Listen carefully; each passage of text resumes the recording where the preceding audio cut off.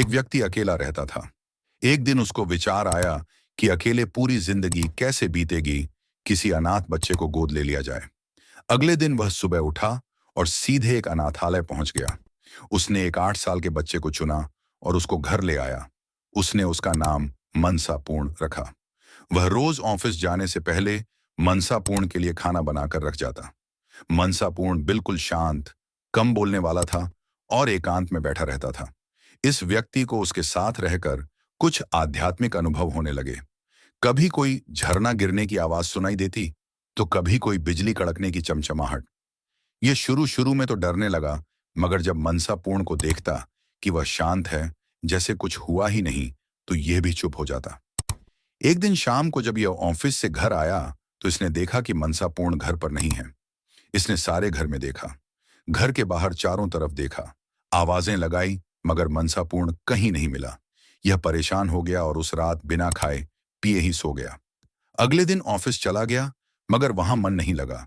किसी तरह शाम को घर पहुंचा, यह आश लिए कि शायद मनसापूर्ण आ गया होगा, मगर निराशा ही हाथ लगी। एक हफ्ता बीत गया, मनसापूर्ण नहीं आया। 3 महीने बीत चुके थे। यह उदास हो चुका था कि शायद इसकी जिंदगी में अकेलापन ही है।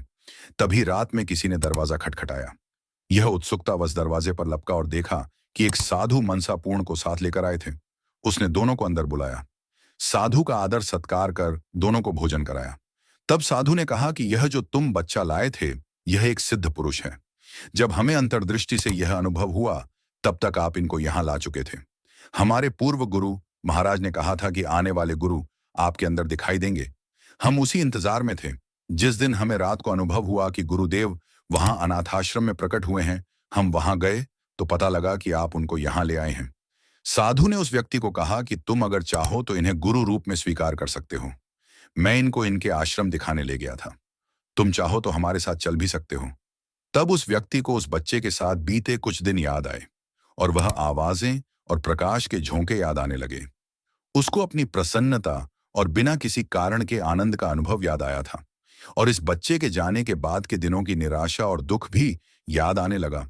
और जैसे ही उसने मनसापूर्ण की तरफ देखा, उसे अपार ऊर्जा का अनुभव होने लगा, जो उसके मस्तक पर चमक रही थी।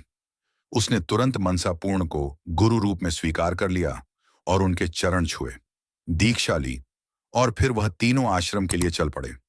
जिंदगी में कब बदलाव आ जाए, कोई नहीं जानता।